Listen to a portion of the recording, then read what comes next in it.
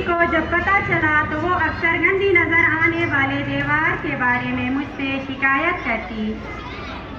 ایک دن سر میں درد ہو رہا تھا تو ابا جی نے سر پر تیل کی مالش کی تو چلتے ہوئے دیوار پر تیل کے داغ بن گئے۔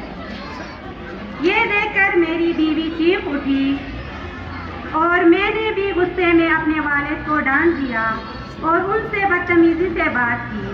انہیں مشورہ دیا کہ چلتے وقت دیوار کو ہاتھ نہ لگائیں۔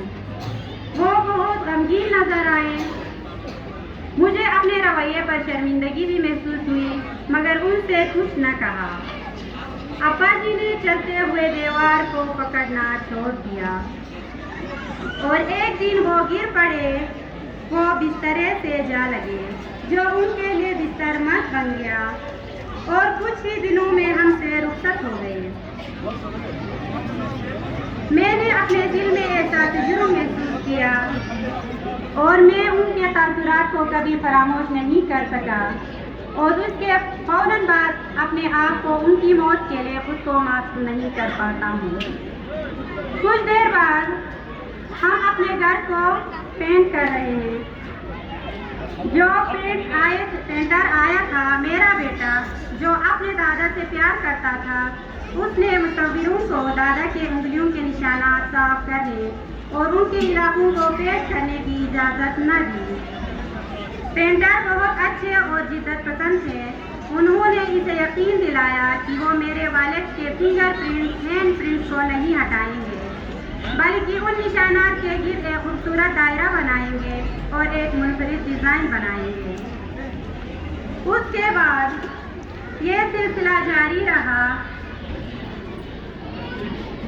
وہ پرنٹس ہمارے گھر کا حصہ بن گئے۔ ہمارے گھر آنے والے ہر فرد نے منفرد ڈیزائن کی تعریف کی۔ وقت کے ساتھ ساتھ میں بھی بوڑھا ہوتا گیا۔ اب مجھے چلنے کے لیے دیوار کے سہارے کی ضرورت تھی۔ ایک دن چلتے ہوئے مجھے یاد آیا اپنے والد سے میرے کہے ہوئے الفاظ اور سہارے کے بغیر چلنے کی کوشش کی تاکید۔ میرے بیٹے نے یہ دیکھا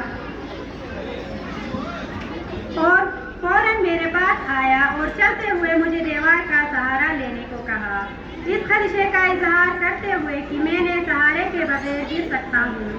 میں نے دیکھا کہ میرا بیٹا مجھے پکڑے ہوئے ہے۔ میرا بیٹا فوراً آگے آئے اور پیار سے میرے ہاتھ اپنے کندھے پر رکھ کر سہارا دیا۔ اپنے والد کے لیے یہی کیا ہوتا تو وہ زیادہ دیر تک زندہ رہتے۔ میرے بیٹے نے مجھے ساتھ لیا اور صوفے پر بٹھایا۔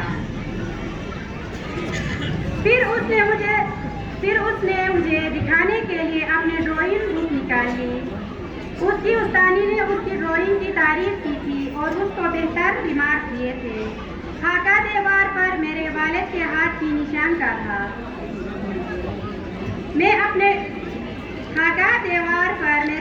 ہاتھ کی نشان کا تھا۔ اس کی ریمارک سے کاش ہر بچہ بڑوں سے اس طرح پیار کرے۔ میں نے اپنے کمرے میں واپس آیا اور اپنے والد سے معافی مانگتے ہوئے رونے لگا جو اب نہیں تھے۔ ہم بھی وقت کے ساتھ ساتھ بوڑھے ہوتے ہیں۔ آئیے اپنے بڑوں کا خیال رکھیں، اپنے بچوں کو بھی یہی سکھائیں، اپنے گھر والوں کو بھی بتائیں کہ یہ بزرگ قیمتی ہوتے ہیں، دیوار اور چیزیں نہیں۔ شکریہ۔